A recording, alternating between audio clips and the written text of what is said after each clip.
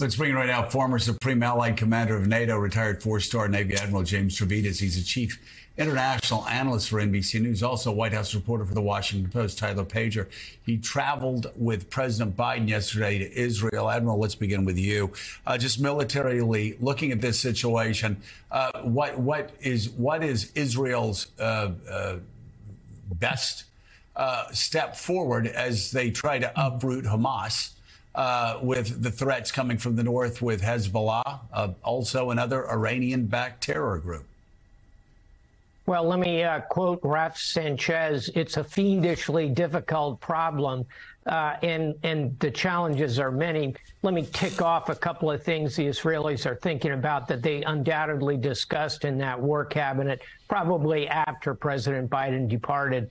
Number one, satellites, getting more information and intelligence from the United States. Number two, cyber security for their own forces, and offensive cyber to degrade the opposition. And I'll include in that, Joe, information warfare. They're going to have to continue to press again what looks increasingly like a false story told by the jihadists and clearly by Hamas in this hospital. So cyber and information. Number three, maritime. They're going to bring in their version of Navy SEALs. These are very capable. It's an open flank. They'll bring them into Gaza and they'll use them to develop targeting, hopefully find locations on hostages. From the air, you're going to continue to see a precision-guided campaign. I think Israel has been extremely responsible, picking target by target, looking at collateral damage assessments. Again, I, for one, do not believe this hospital story that the Hamas has brooded about. I think Israel has moved very responsibly. You'll see that continue. And then finally, Joe, the ground offensive. I think it's coming. You can make a debate about a small percentage possibility of a diplomacy, a ceasefire. I think the Israelis are going to go in.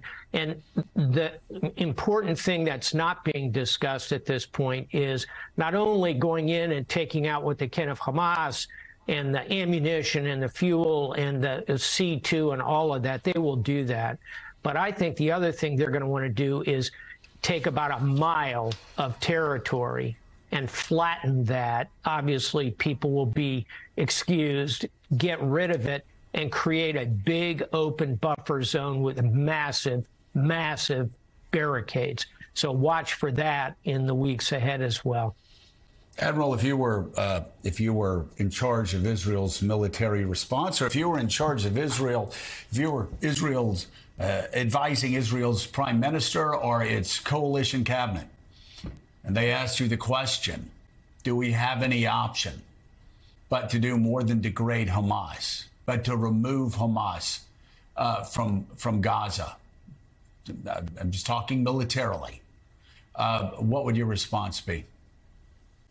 My response would be, at least initially, we are going to have to go in and take out the infrastructure, the tunnels, 300 miles of them, the big command and control pieces, their servers, their ability to move logistics around.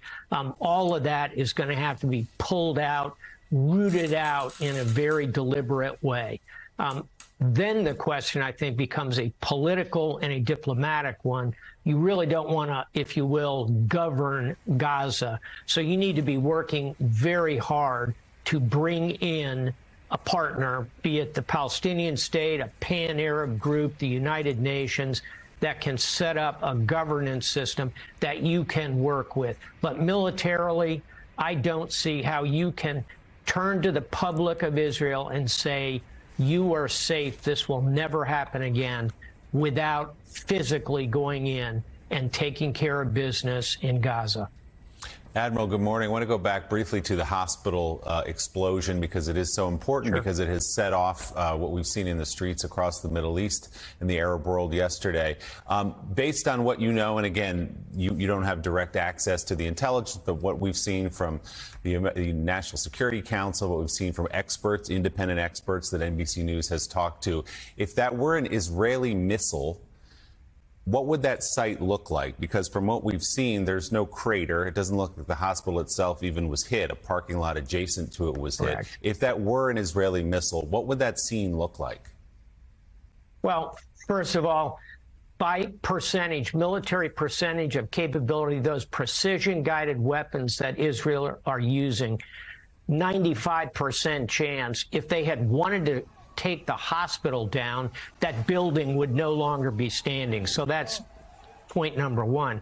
The actual craters there are inconsistent with airdropped both missiles and bombs. There'd be a more refined crater, and it would be circular, and you would see real depth to it. None of that is extant.